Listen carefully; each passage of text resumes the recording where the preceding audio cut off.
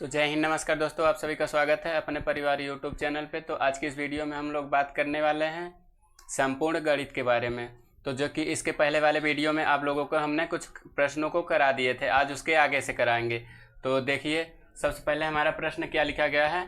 लिखा यह गया है, एक द्विघात बहुपद के शून्यकों का योग तथा गुणनफल क्रमशः कितना है, एक तथा एक है। तब क्या बोल रहा है, बहुपद बोल रहा है। बहुपद हमारा क्या होगा, तो देखिए ये एनसीईआरटी बुक का है, जो कि बहुपद हम लोगों को पता है कैसा होता है।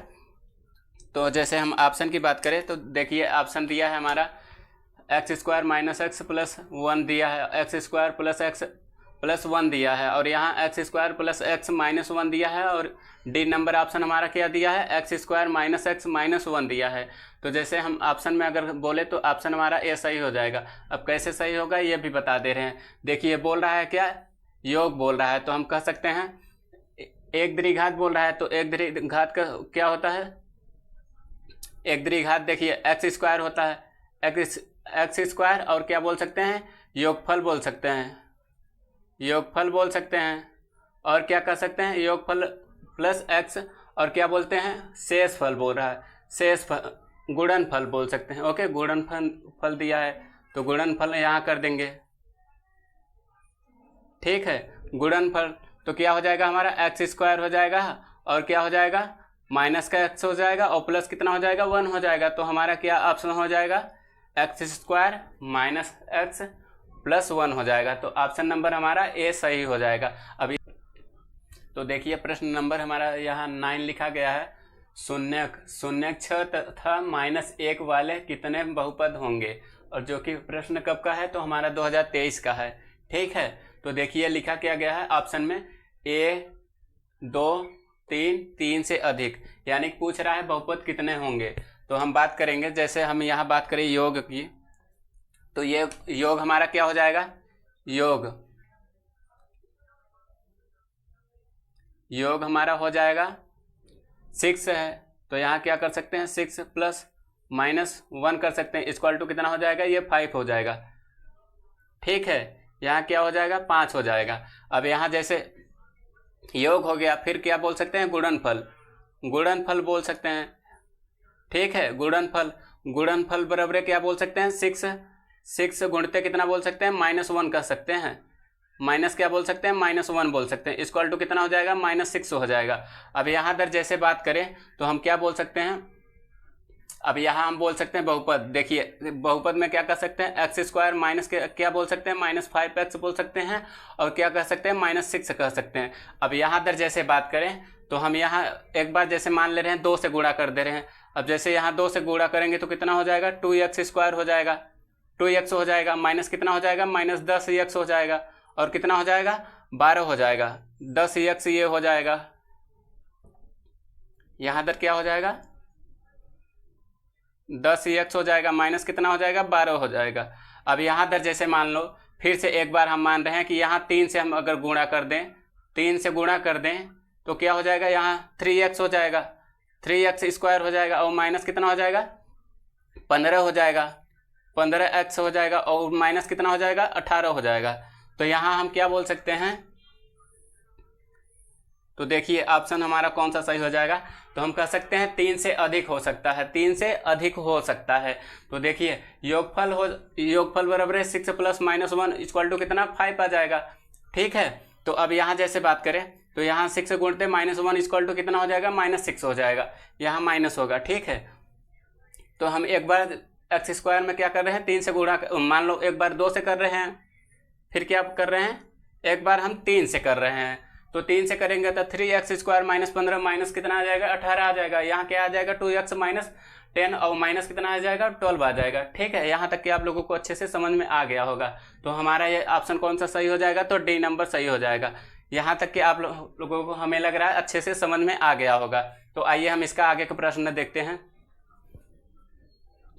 तो देखिए प्रश्न नंबर हमारा यहाँ 10 लिखा गया है।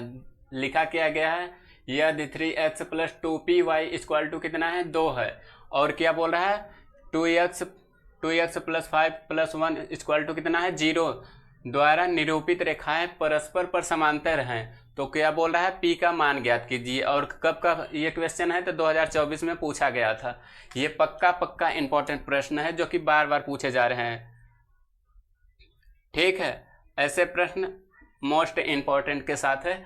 तो ये हम बात कर सकते हैं। देखिए समांतर बोल रहा है, तो समांतर क्या होता है, तो हम बोलते हैं इसका सूत्र ये होता है A1 अपान क्या होता है, A2 होता है, और B1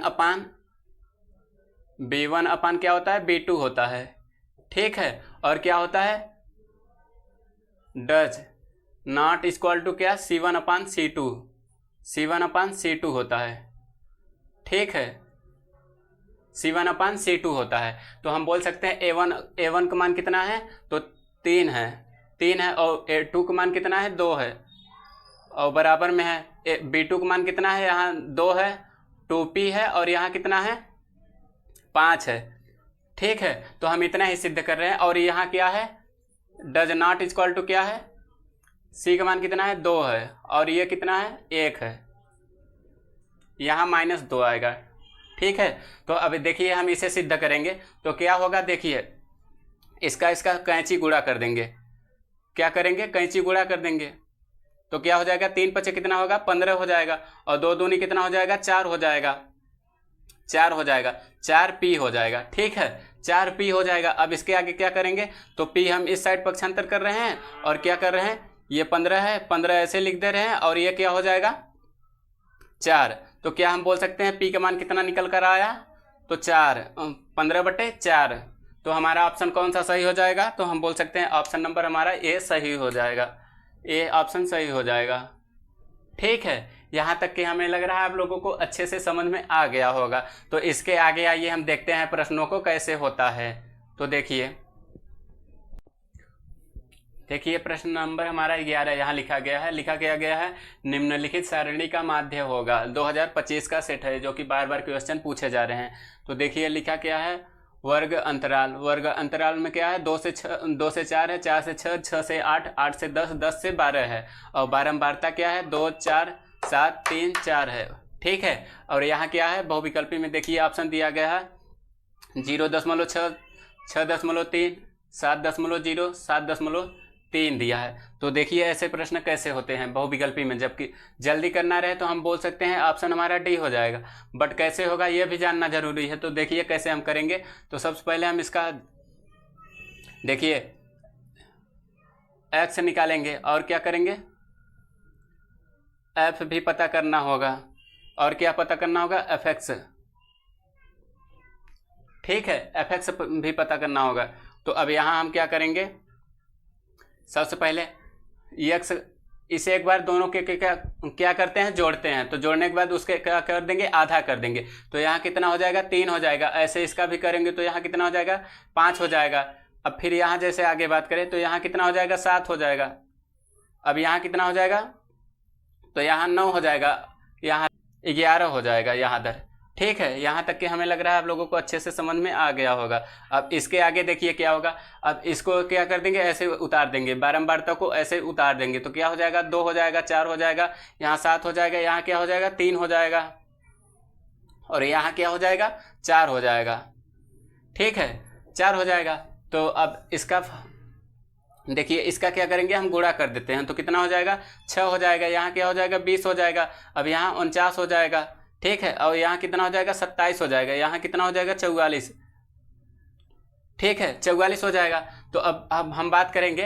तो देखिए इसको पहले जोड़ेंगे तो कितना आ जाएगा, तो हम कहेंगे एन का वैल्यू कितना प्राप्त होगा। तो हम कह सकते हैं एन इक्वल टू, इसे जब जोड़ेंगे तो कितना आ जाएगा, 20 आएगा, 20 हो जाएगा। अब इसे भी जोड़ेंगे, एफ एक्स को जोड़ेंगे तो कितना हो जाएगा, तो यहाँ हम कह सकते हैं 146 होगा, 146। तो फार्मूला हमें पता है, माध्य का फार्मूला क्या होता है, माध्य बराबर क्या होता है, f x sigma f x upon कितना होता है, एन होता है।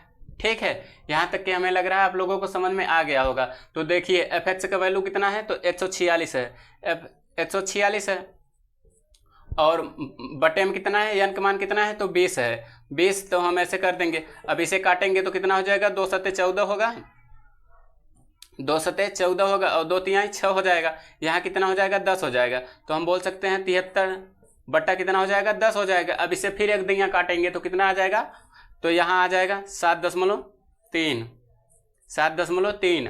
ऑप्शन हमारा नंबर कौन सही हो जाएगा, तो डी सही हो जाएगा। यहाँ तक कि आप लोगों को समझ में आ गया होगा। तो इसके आगे का प्रश्न देखिए क्या बोल रहा है। देखिए प्रश्न क्या लिखा गया है, लिखा है त्रिभुज एबीसी में डीई समांतर बीसी है, ठीक है, इस प्रकार है बोल रहा है। ओके बार उसके बाद क्या बोल रहा है कि एडी इक्वल टू 1.5 सेमी है, और क्या बोल रहा है डीबी क्या है 3 सेमी है, और क्या बोल रहा है एई इक्वल टू कितना है 2 सेमी, और क्या निकालना है हमें, बोल रहा है एसी का मान क्या होगा।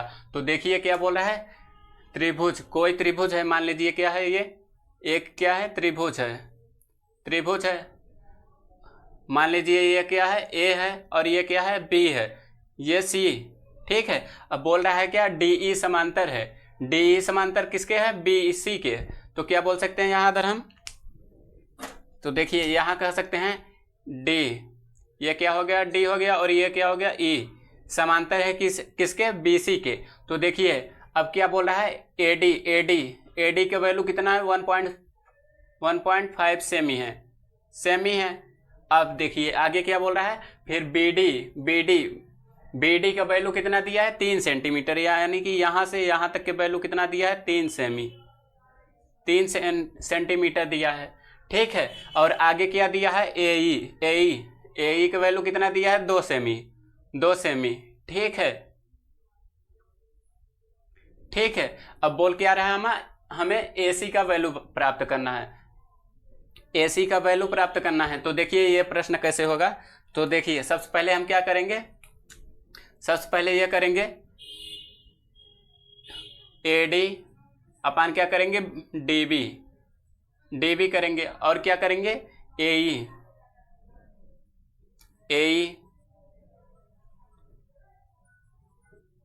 अपन क्या करेंगे ईसी करेंगे, ठीक है, ठीक है।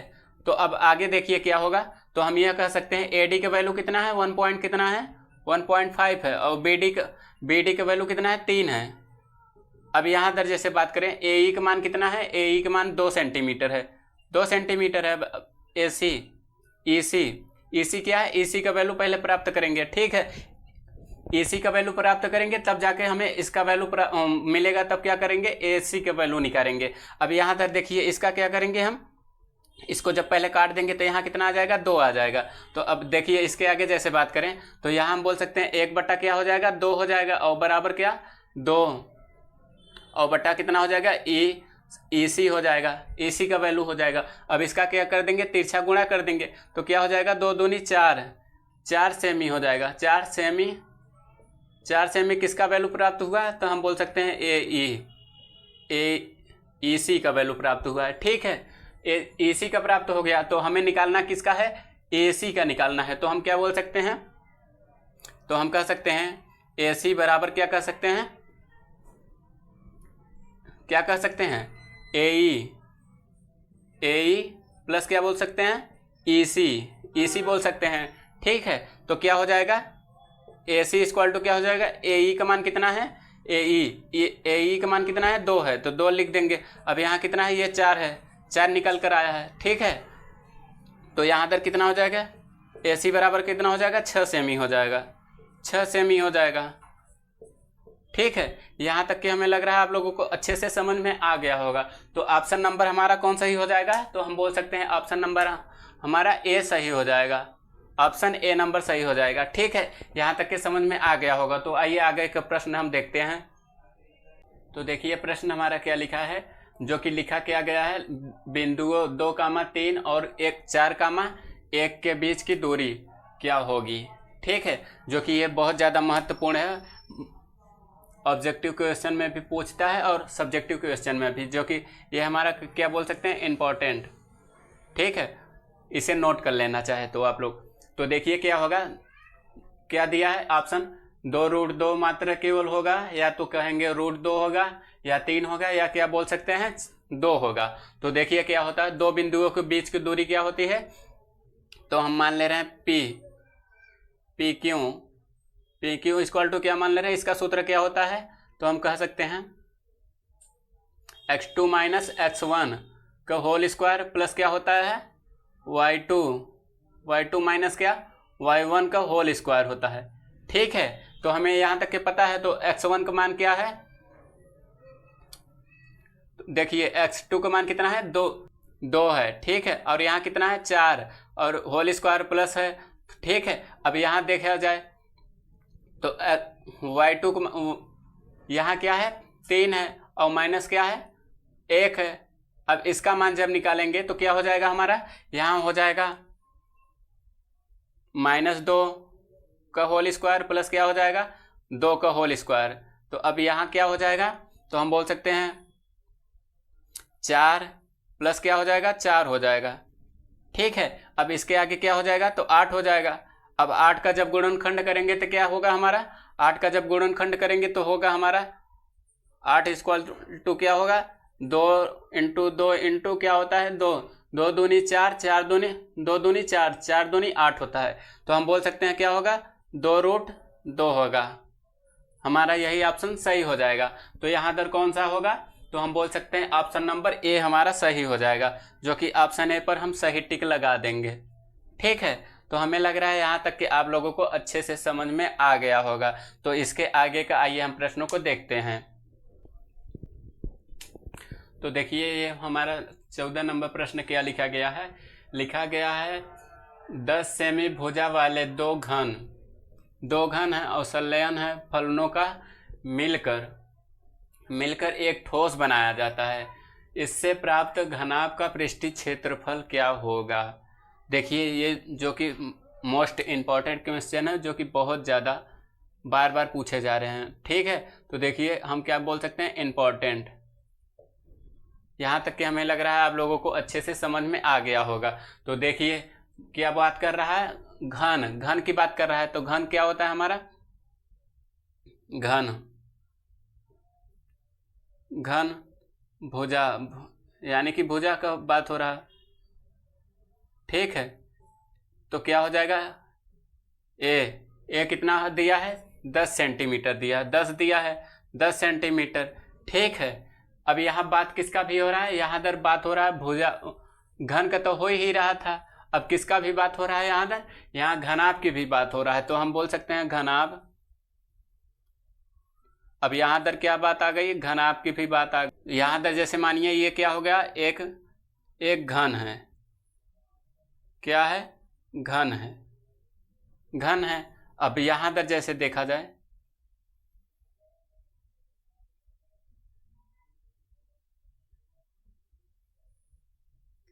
यहाँ क्या है घन है। तो अब इसकी जैसे हम यहाँ से और यहाँ तक के पूरा डिस्टेंस देखें तो कितना होगा हमारा यल होगा। तो हम बात कर सकते हैं यहाँ दर क्या हो जाएगा, यल इक्वल टू क्या होगा 2a हो जाएगा। यानी कि अगर जैसे आधा बात करते हैं यहाँ से इस ओरे से और यहाँ तक की अगर बात करते तो यल होता। अब यहाँ से यहाँ तक के पूरा बात कर रहे हैं तो क्या हो जाएगा 2l होगा, 2l हो जाएगा। ठीक है, 2l हो जाएगा। अब उसके बाद क्या बोल सकते हैं हम, यहाँ 10 गुणते क्या बोल सकते हैं 10 बोल सकते हैं। तो हमारा क्या हो जाएगा, इसका क्या हो जाएगा 20 सेमी हो जाएगा, 20 सेमी हो जाएगा। अब यहाँ पर जैसे बात करें तो हम कह सकते हैं बी इक्वल टू क्या बोल सकते हैं ए बोल सकते हैं। तो इसका मान कितना हो जाएगा 10 हो जाएगा, 10 सेंटीमीटर हो जाएगा। तो अब यहाँ पर जैसे बात करें, अगर मान लो यहाँ पर हम क्या बात कर रहे हैं लंबाई की बात कर रहे हैं। अब यहाँ पर हमें जैसे हाइट का भी बात करना है, यानी कि ऊंचाई का। तो यहाँ पर क्या हो जाएगा 10 सेंटीमीटर हो जाएगा, 10 सेंटीमीटर हो जाएगा। ठीक है, तो यहाँ हम क्या बोल सकते हैं, यह चीज इक्वल टू क्या बोल सकते हैं 10 सेंटीमीटर। ठीक है, तो अब जैसे यहाँ दर बात करें तो पृष्ठीय क्षेत्रफल बोल रहा है। ठीक है, पृष्ठीय क्षेत्रफल, तो इसका फार्मूला क्या होता है, तो देखिए क्या होता है। यहाँ दर देखिए जैसे हम बात करें तो हमें लग रहा है आप लोगों को यहाँ तक के अच्छे से समझ में आ गया होगा। देखिए हम शॉर्ट में लिख रहे हैं पृष्ठीय क्षेत्रफल। इसका फार्मूला क्या होता है, तो हम बोल सकते हैं 2LB कोष्टक में प्लस BH और प्लस क्या होता है HL होता है। ठीक है, ये फार्मूला होता है हमारा पृष्ठीय क्षेत्रफल का। तो देखिए क्या होगा 2 है ये है, और LB का EL कितना है, EL 20 है, और B का मान कितना है, B का मान 10 सेंटीमीटर है। 10 सेंटीमीटर गुणते कितना है 10, प्लस का चिन्ह है और फिर 10 बी का मान कितना है, तो बी का मान 10 है, तो 10 गुणते क्या कर देंगे, एच का मान कितना है 10 सेंटीमीटर, तो 10 भी कर देंगे। यहाँ प्लस का चिन्ह है, एच का मान फिर 10 आ गया, 10 हम करेंगे और गुणते क्या करेंगे, एल का मान कितना है 20 है, गुणते क्या करेंगे 20 कर देंगे। हमें लग रहा है आप लोगों को यहाँ तक के समझ में आ गया होगा। तो देखिए इसका जब मल्टीप्लाई करेंगे तो यहाँ तक देखिए 10 का गुणा 20 में करेंगे तो कितना आ जाएगा, यहाँ दर 200 हो जाएगा और ऐसे यहाँ दर भी 200 हो जाएगा। अब बच क्या रहा है 10 गुणते 10 बच रहा है, यानी कि 100 बच रहा है।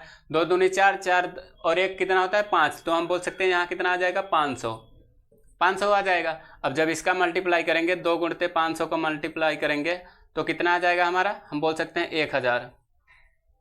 1000 सेंटीमीटर। ठीक है, तो हमारा ऑप्शन यहाँ पर कौन सा सही हो जाएगा, तो हमारा ऑप्शन डी नंबर सही हो जाएगा, डी नंबर सही हो जाएगा। ठीक है, तो हमें लग रहा है आप लोगों को यहाँ तक के अच्छे से समझ में आ गया होगा। तो आज के लिए इतना ही, मिलते हैं अगली वीडियो में, तब तक के लिए धन्यवाद।